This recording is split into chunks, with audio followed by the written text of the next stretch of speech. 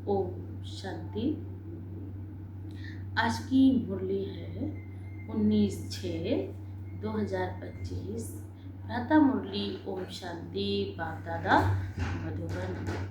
मीठे बाबा के मधुर महावाक्य हैं। बाबा ने कहा, मीठे बच्चे, अभी तुम ईश्वरी औलाद बने हो। तुम्हारे में कोई आसुरी गुण नहीं होने चाहिए। अपनी उन्नति करनी है, गफलत नहीं करनी है। बाबा ने कहा, अपनी उन्नति करनी, कोई क्या कर रहा मुझे कोई मतलब नहीं। आप गफलत करेंगे तो आपके कर्मों का फल आपको मिलेगा। आप श्रेष्ठ कर्म करेंगे तो आपके कर्मों का फल आपको मिलेगा। तो बाबा ने कहा, हमें गफलत नहीं करनी, क्योंकि हमें परमात्मा बैठ पढ़ाते हैं, समझाते हैं कि जो कर्म आप करेंगे आपको देख करके भी दूसरे करेंगे। तो आज का प्रश्न है, आप संगम युगी ब्राह्मण बच्चों को कौन सा निश्चय और नशा है? तो उत्तर में बाबा ने कहा, हम बच्चों को निश्चय और नशा है कि अभी हम ईश्वरीय संप्रदाय के हैं। हम स्वर्गवासी विश्व के मालिक बन रहे हैं। संगम पर हम ट्रांसफर हो रहे हैं। आसुरी औलाद से ईश्वरी औलाद बन रहे हैं। 21 जन्मों के लिए स्वर्गवासी बनते हैं। इसमें भारी कोई वस्तु नहीं। 21 जन्मों के लिए आप पावन देवी और देवता बन रहे हैं। बाबा ने कहा, इससे कोई भारी वस्तु नहीं। आप मनुष्य से क्या बनने जा रहे हैं? देवी और देवता। ओम शांति। बाप बैठ बच्चों को समझाते हैं, अक्सर करके मनुष्य शांति को पसंद करते हैं। घर में अगर बच्चों की खिटखिट है तो अशांति रहती है। अशांति से दुख भासता है। जब अशांति होती है तो मन में बहुत दुख होता है, पीड़ा होती है। शांति से सुख भासता है। जब शांति होती तो लगता है संसार के सबसे सुखी प्राणियों में मेरा भी नाम है। यहाँ तुम बच्चे बैठे हो, तुमको सच्ची शांति है। बाबा ने कहा, तुमको कहा गया बाप को याद करो, अपने को आत्मा समझो। आत्मा में जो आधा कल्प से अशांति है वह निकालनी है। आत्मा कब से दुखी है? द्वापर युग से। तो बाप को जितना जितना याद करेंगे उतना मुझ आत्मा से दुख और अशांति दूर होती जाएगी। तो बाबा ने कहा, अपने को आत्मा समझो। आत्मा में जो आधा कल्प से अशांति है वह निकलनी है। शांति के सागर बाप को याद करने से तुमको शांति का वर्षा मिल रहा है। ये भी तुम जानते हो, शांति की दुनिया और अशांति की दुनिया बिल्कुल अलग है।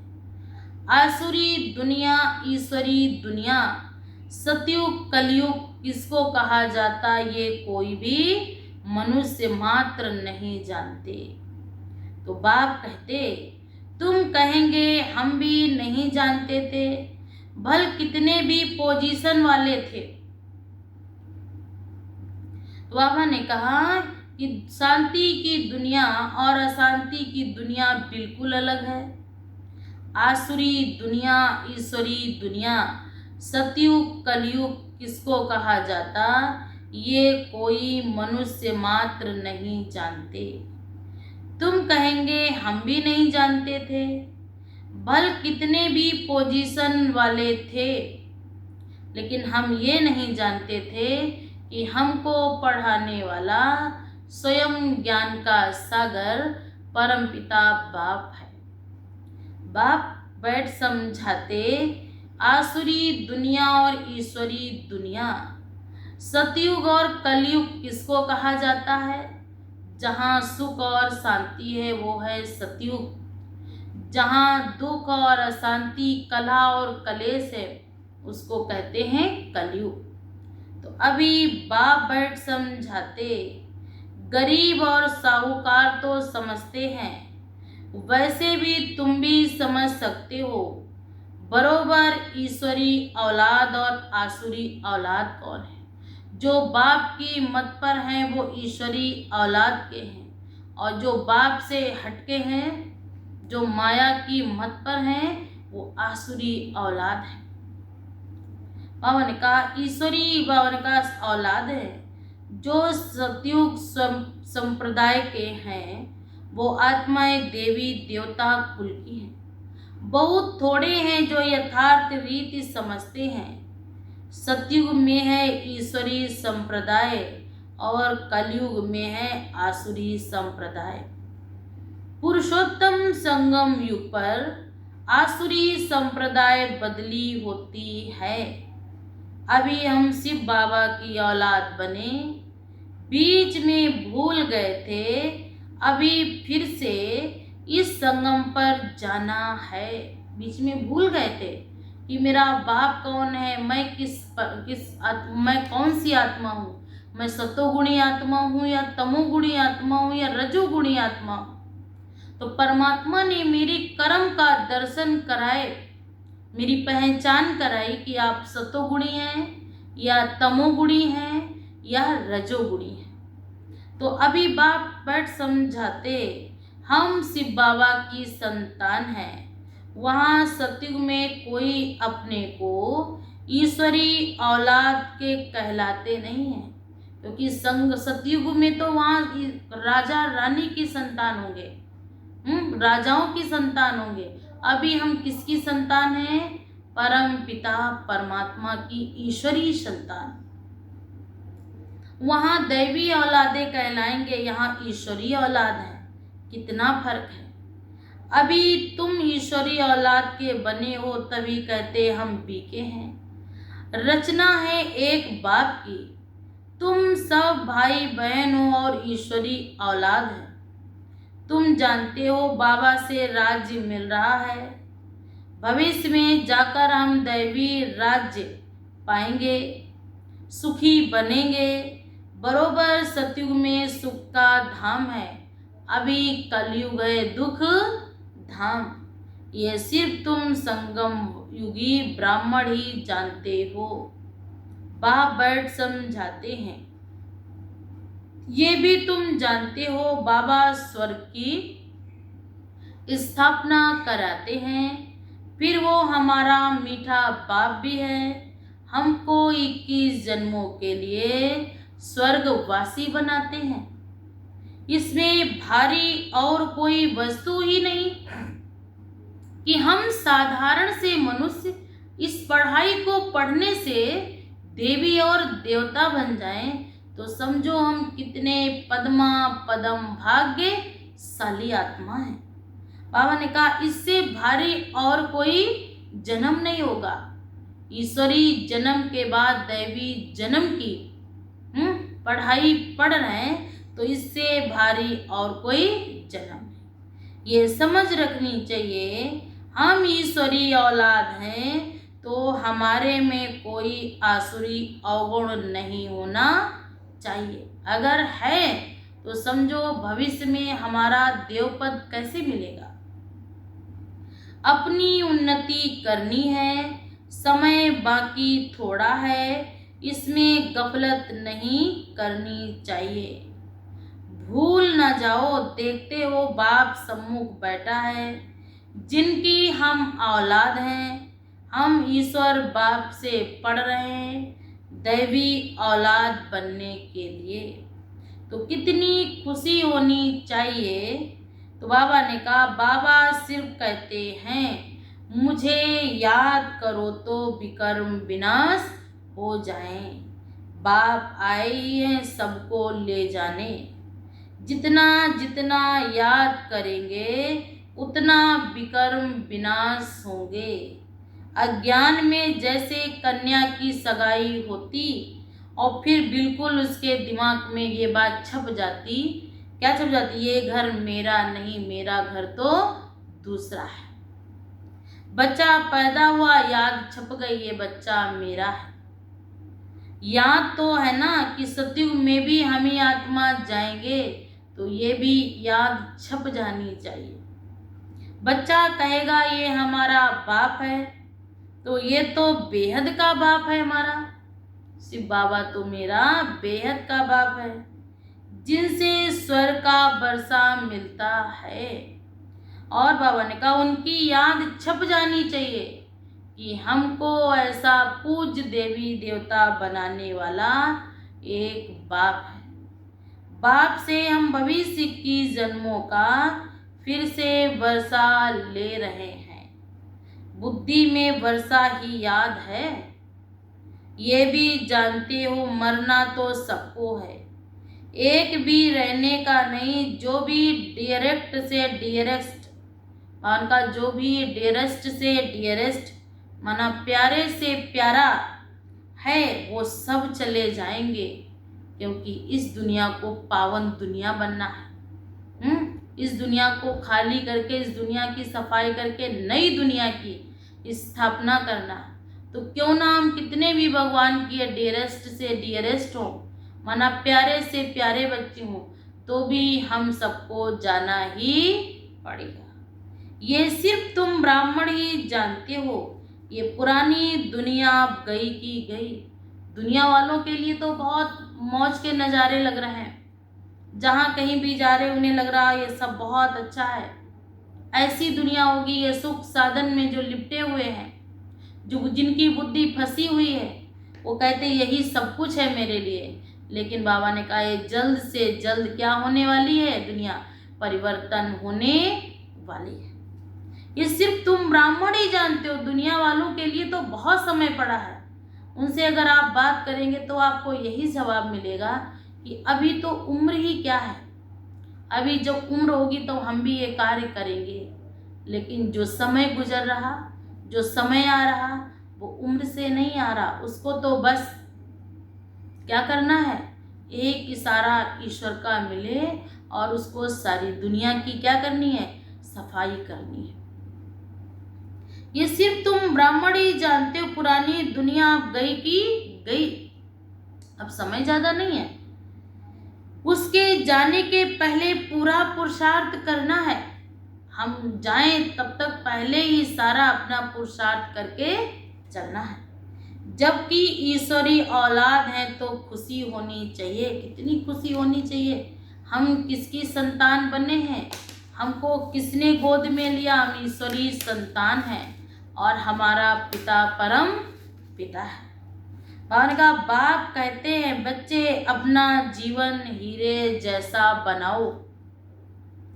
वह तो डीटी वर्ल्ड है, ये डेविल वर्ल्ड है, वो पवित्र दुनिया होगी। ये तो राक्षसी आसुरी दुनिया है। इस दुनिया में कितने दुख हैं। सतयुग में कितना अथाह सुख रहता है, वह बाप ही देते हैं। यहाँ तुम बाप के पास आए हो, यहाँ बैठ तो नहीं जाएंगे। कोई कितना भी हो अपने बाप के पास थोड़ी बैठेगा। परमात्मा को भी उन्हें कर्म क्षेत्र पर भेजना ही पड़ेगा। ऐसे तो नहीं सब इकट्ठे रहेंगे, क्योंकि बेहद बच्चे हैं। यहाँ तुम बहुत उमंग से आते हो, हम जाते बेहद बाप के पास। हम ईश्वरी औलाद हैं। हम किसकी संतान हैं, ईश्वर की संतान, हम ईश्वरी औलाद हैं। गॉड फादर के बच्चे हैं, तो हम क्यों ना स्वर्ग में होने चाहिए। गॉड फादर तो स्वर्ग का रचयिता है ना। अब तुम्हारी बुद्धि में सारे वर्ल्ड की हिस्ट्री जागृति है। जानते हो हेवनली गॉड फादर हमको हेवन के लायक बना रहे हैं। कल्प कल्प बाद बनाते हैं। एक भी मनुष्य नहीं जिसको ये पता हो हम एक्टर हैं गॉड फादर के बच्चे। फिर हम दुखी क्यों हैं, आपस में लड़ते क्यों हैं। हम आत्माएं सब ब्रदर्स हैं ना। ब्रदर्स आपस में कैसे लड़ते हैं। हम सब आत्मा भाई भाई हैं। तो बाबा ने कहा हम सब ब्रदर्स हैं। ब्रदर्स आपस में कैसे लड़ते हैं? लड़कर खत्म हो जाएंगे। जो हिंदू मुसलमानों का झगड़ा है ना, जब होगा, कभी तो गाते हिंदू मुस्लिम सिख ईसाई आपस में सब भाई भाई। तो बाबा ने कहा जब झगड़ा होगा ना, तो झगड़ा करके क्या करेंगे? खुद भी मरेंगे और दूसरों को भी मारेंगे। अभी भाई भाई का नारा लगा रहे हैं, फिर भाई को मारने में जरा भी देरी नहीं करेंगे। आपस में फिर बहुत लड़ते रहते हैं। बाबा ने कहा फिर लड़कर फिर सब समाप्त हो जाएंगे। यहाँ हम बाप से वर्षा ले रहे हैं। ब्रदर्स को आपस में कभी लून पानी नहीं होना चाहिए। यहाँ तो बाप से भी लून पानी होते हैं। अच्छे अच्छे बच्चे लून पानी हो जाते। माया कितनी जबरदस्त है। जो अच्छे अच्छे बच्चे हैं वह बाप को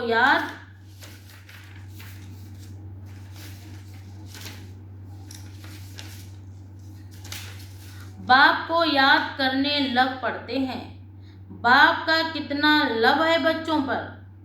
बाप को तो सिवाय बच्चों के और कोई है नहीं जो जिसको याद करें। तुम्हारे लिए तो बहुत है दुनिया में, लेकिन भगवान के लिए तो हम बच्चों के सिवाय कोई नहीं। हम बच्चों के लिए तो क्या कहते हैं? चाचा, मामा, काका, बुआ, धंधा, रिश्ते नाते बहुत हैं। लेकिन बाबा ने कहा तुम्हारी बुद्धि बहुत भटकती है। तुम अनेक जन्मों के अनेक धंधे किए हैं। हमारा तो एक ही धंधा है, पतितों को पावन बनाए वापस ले जाना। बाबा बता रहे आपने तो बहुत धंधे किए हैं, लेकिन मेरा तो एक ही धंधा है। क्या धंधा? पतितों को पावन बनाए वापस ले जाना। हम आए ही हैं बच्चों को स्वर्ग का वारिस बनाने। बेहद के बाप की प्रॉपर्टी सिर्फ तुम बच्चे हो। गॉड फादर है ना, सभी आत्माएं उनकी प्रॉपर्टी हैं। माया ने चीची बना दिया है, अब गुलगुल बनाते हैं। बाबा ने कहा कि माया ने तो बहुत गंदा बना दिया था, लेकिन अब बाप आए हैं हम बच्चों को गुलगुल बनाने। बाप कहते भी हैं कि मेरे तो तुम ही हो, तुम्हारे ऊपर मेरा मोह भी है। चिट्ठी नहीं लिखते हो तो वो ना रहता। बाबा ने कहा ख्याल आता है पता नहीं क्या हो गया, जो बाप को एक शब्द भी नहीं लिखा, बाप को अपना हाल भी नहीं बताया। तो बाप कहते तुम्हारे ऊपर हमारा मोह भी है। चिट्ठी नहीं लिखते तो वो ना जाता। अच्छे अच्छे बच्चों की चिट्ठी नहीं आती। अच्छे अच्छे बच्चों को माया एकदम खत्म कर देती है। तो बाबा कहते जरूर दें भान है, तभी तो माया ने आपके अंदर प्रवेश किया। बाप कहते रहते अपनी खुश खैरापत लिखो। बाबा कहता पत्र लिखो जो, तो उसमें अपनी खुश खैरापत लिखो। आप ठीक हो, आपकी तबीयत ठीक है, तो बाबा को आपसे मोह है ना, तो उसके अंदर जो चिंता है आपकी, तो जब आप पत्र लिखेंगे तो बाबा को बहुत अच्छा लगेगा। बाबा ने कहा तुम अच्छे अच्छे बच्चों को एकदम खत्म कर देती है, जरूर दें अभिमान है। बाप कहते रहते अपनी खुश खैरापत लिखो। बाबा बच्चों से पूछते बच्चे तुमको माया हैरान तो नहीं करती है? बहादुर बन माया पर जीत पहन रहे हो ना? तुम युद्ध के मैदान में हो ना? कर्मेंद्रियों के ऐसे वश होना नहीं है। कर्मेंद्रियों के वश होते हैं तो चंचलता आती है। सतयुग में सब कर्मेंद्रियों के वश होते नहीं, क्योंकि वहाँ कर्मेंद्रियों में चंचलता ही नहीं है। बाबा ने कहा ना मुख की चंचलता, ना हाथ की चंचलता, ना कान की चंचलता, कोई भी चंचलता की बात नहीं होती है, क्योंकि वहाँ आत्मा अपने स्वधर्म में रहती है। तुम इस समय युद्ध के मैदान में हो, वहाँ कोई गंद चीज होती ही नहीं है। बाबा ने कहा यहाँ योग बल से कर्मेंद्रियों पर जीत पाते हो। बाप कहते कोई भी गंदी बात नहीं, कर्मेंद्रियों को वश करना है, अच्छी रीति पुरुषार्थ करना है। टाइम बहुत थोड़ा है, सबको आसार है, सबको लगता है कि टाइम बहुत थोड़ा है, लेकिन सब एक दूसरे को देख रहे कि ये हो जाए, वो हो जाए, ये कर लूँ, वो कर लूँ।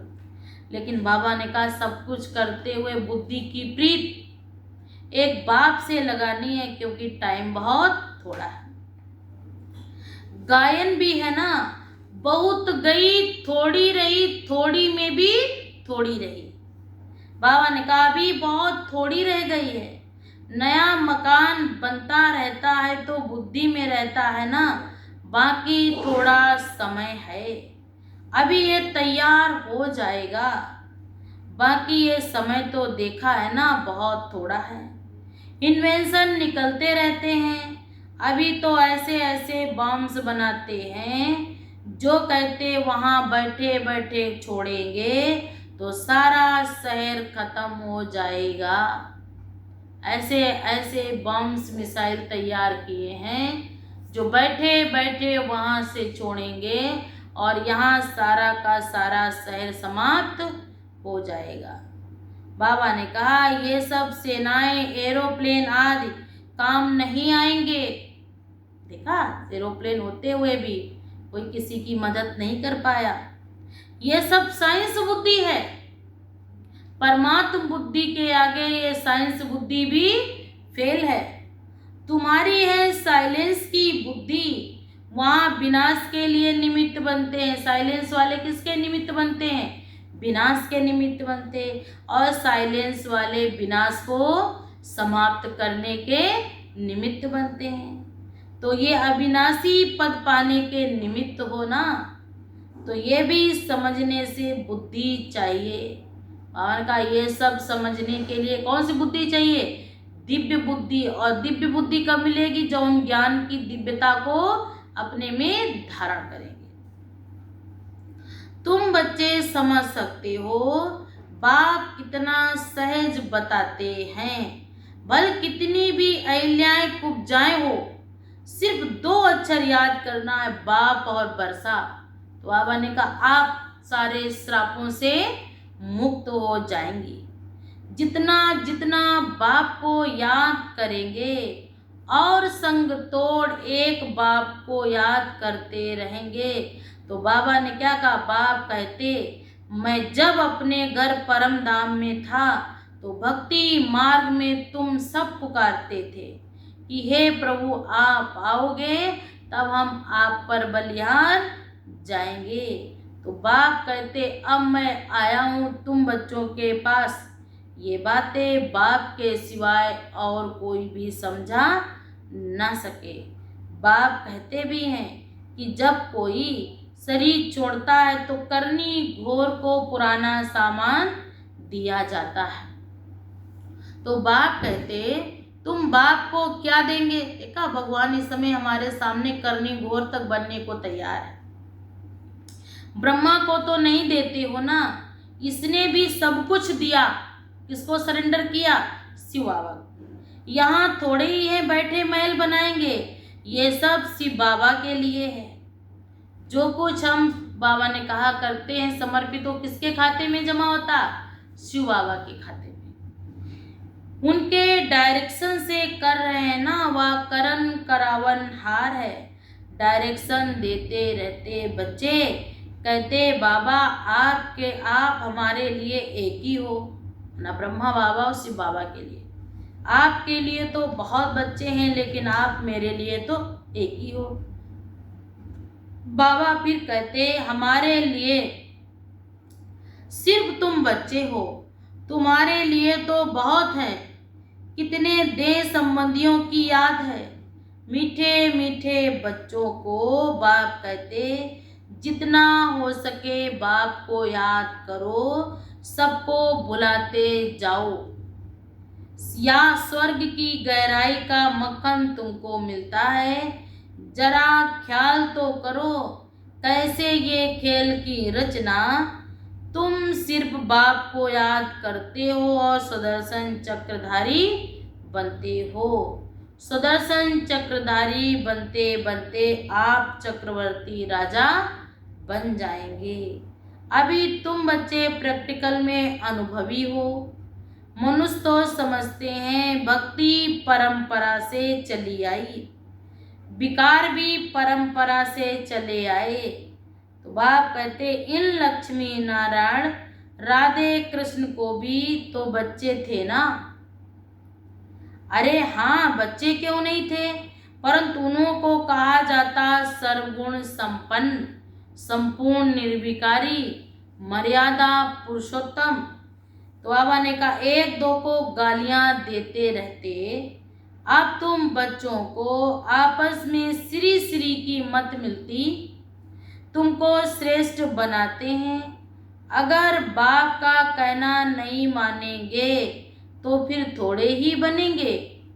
तो अब मानो ना मानो सपूत बच्चे तो फौरन मानेंगे। पूरी मदद नहीं देते तो अपने को घाटा डालते हैं। बाप को पूरी मदद नहीं देते तो खुश नहीं हो जाना, इसमें उनका ही घाटा है। बाप कहते मैं कल्प कल्प आता हूँ, कितना पुरुषार्थ कराता हूँ, ये कोई भी मनुष्य नहीं जानते। कितना खुशी में ले जाते हैं। बहुत बड़े बड़े तूफान आएंगे इस दुनिया में, एक ऐसे वैसे तूफान नहीं आएंगे, ऐसे ऐसे तूफान आएंगे जो एक झटके में सब खत्म हो जाएगा। उनमें भी बारिशों पर जास्ती मायावार करेगी। ऐसे ऐसे संस्यात्मक अंदर संकल्प आएंगे जो आप बात मत पूछो, आपको जो उस समय नहीं आए अज्ञानता में, वो इस समय आएंगे। तो बाबा ने कहा रुस्तम से रुस्तम होकर माया लड़ती है ना। जैसे वैद्य दवाई देते तो बीमारी बाहर आ जाती है और तेज उमड़ती। देखो ना, होम्योपैथिक दवाई खाते हैं तो क्या होता है, बीमारी जो है और निखर के बाहर आ जाती। फिर बाबा ने कहा धीरे धीरे वो बीमारी एकदम जड़ से खत्म हो जाती। लेकिन बाबा ने कहा जिनको धैर्य नहीं, उनका धैर्य टूटता है कि ये दवाई बेकार है, इस दवाई को खाने से और बीमारी आई है। तो ऐसे ही बाबा ने कहा तूफान तो आएंगे, इसमें लाइन क्लियर चाहिए। हम पहले बाबा ने कहा पवित्र थे, फिर आधा कल्प अपवित्र बने हैं, अब फिर वापिस जाना है। बाप कहते मुझे याद करो तो इस योग अग्नि से तुम्हारे विकर्म विनाश हो जाएं। जितना याद करेंगे उतना ऊंच पद पाएंगे। याद करते करते तुम घर में चले जाएंगे। ये बातें बाप के सिवाय और कोई भी समझा ना सके। और का इतना अंतर्मुक्ता हो, भले यहाँ बैठे हैं लेकिन बाबा ने कहा बाहर के हम दर्शन भी कर सकते हैं। बाबा ने कहा इतनी आपकी बुद्धि प्योर हो, एकाग्र हो, आप बैठे यहाँ होंगे, आपको दर्शन, आपके पीछे क्या हो रहा, कौन क्या सोच रहा, कौन क्या बोल रहा, वो सब। क्योंकि शांति सागर के बच्चे हो ना। साक्षात्कार में कुछ भी नहीं है, मुख्य है पढ़ाई। जितना पढ़ेंगे उतना उच्च पद पाएंगे। मान लो मुझे दर्शन भी हो गया तो मेरी कमाई क्या रही। मुझे अगर मान लो हनुमान जी, राम जी, कृष्ण जी के दर्शन भी हो गए, उससे फायदा क्या हुआ। दर्शन हो गए, हम खुश हो गए, सामने वाले को बताया वो खुश हो गया, लेकिन मुझे प्राप्ति क्या हुई। दर्शन हुए, वो भी चले गए, हम भी जहाँ के तहाँ लेटे, लेकिन मेरा जीवन श्रेष्ठ कैसे बने, दिव्य कैसे बने, वो तो जब तक पढ़ाई नहीं पढ़ेंगे तब तक डिग्री नहीं मिलेगी। जैसे हमको भी डॉक्टर बनना है और किसी डॉक्टर का सपना आ जाए तो हम डॉक्टर थोड़ी ना कहलाएंगे, ना लोग मुझे डॉक्टर मानने लगेंगे। हम तो जितना अच्छा पढ़ के MBBS करके डॉक्टर की कुर्सी पे बैठेंगे तो लोग मुझे सम्मान भी देंगे, रिस्पेक्ट भी करेंगे, और साथ साथ हम जो कहेंगे उसका लोगों पर प्रभाव भी पड़ेगा। 21 जन्मों का सुख मिलता, मीरा की भेंट में तो अपने को सुख भेंट करो। मीरा बेचारी कहाँ सुख पाई, फिर गई, फिर पैदा हुई, फिर ये हुआ। और बाबा ने कहा आप अपने सुख नज़ारे देखो, डायरेक्ट बाप की गोद ली, कोई मेहनत नहीं। वह तो कलयुग में थी, दीदार किया, फिर क्या। भक्ति की माला ही अलग है, ज्ञान माला अलग है और भक्ति की माला अलग है। रावण राज्य अलग है और राम राज्य अलग है। ये बातें बाप बैठ समझाते हैं। इन बातों को और कोई भी समझा ना सके। बाप कहते भी हैं, क्या कहते बाबा? बाबा ने कहा कि उनको दिन उनको रात कहा जाता है। सतयुग त्रेता है सुखधाम अर्थात दिन, और द्वापर कलयुग है रात अर्थात दुखधाम। इसीलिए उसको क्या कहते हैं? सतयुग त्रेता सुखधाम और द्वापर कलयुग दुखधाम। अच्छा मीठे मीठे सिकिलदे बच्चों प्रति माता पिता बाप दादा का याद प्यारा और गुड मॉर्निंग। रूहानी बाप की रूहानी बच्चों को नमस्ते। हम सब रूहानी बच्चों की तरफ से रूहानी माता पिता बाप दादा को भी याद प्यारा और गुड मॉर्निंग, नमस्ते नमस्ते। शुक्रिया बाबा, शुक्रिया आपका, लाख लाख शुक्रिया। धारणा के लिए मुख्य सार है नंबर 1, याद के बल से अपनी कर्मेंद्रियां ऐसी बस करनी है जो कोई भी चंचलता ना रहे। टाइम बहुत थोड़ा है, इसलिए अच्छी रीत पुरुषार्थ कर मायाजीत बनना है। टाइम ज़्यादा नहीं है, बाबा ने कहा टाइम बहुत थोड़ा है। नंबर 2, बाप को ज्ञान देते हैं उसे अंतर्मुखी बन धारण करना है। कभी भी आपस में लून पानी नहीं होना। बाप को अपनी खुश खैरापत का समाचार जरूर देना है। और कहा कभी भी लून पानी नहीं होना है, अपनी खुश खैरापत का समाचार जरूर देना है। बाबा को जरूर शाम को पोता मिल दो, बाबा हम बहुत अच्छे हैं, सब आपकी दुआएं हैं, आपकी दुआओं से हम पल रहे हैं, तो बाबा को भी मेरी कोई चिंता नहीं रहेगी। आज का वरदान है, कल्याणकारी वृत्ति द्वारा सेवा करने वाले सर्व आत्माओं की दुआओं के अधिकारी भव। आज का भावार्थ है, कल्याणकारी वृत्ति द्वारा सेवा करना यही सर्व आत्माओं की दुआएं प्राप्त करने का साधन है। जब लक्ष्य रहता है कि हम विश्व कल्याणकारी हैं, तो बाबा ने कहा अकल्याण का कर्तव्य हो नहीं सकता। जैसा कार्य होता है वैसी अपनी धारणाएं बनती जाती हैं। अगर कार्य कर रहे हैं तो सदा रहम दिल बन महादानी रहेंगे। हर कर्म में कल्याणकारी वृत्ति चलेंगे और मैंपन नहीं चलेंगे।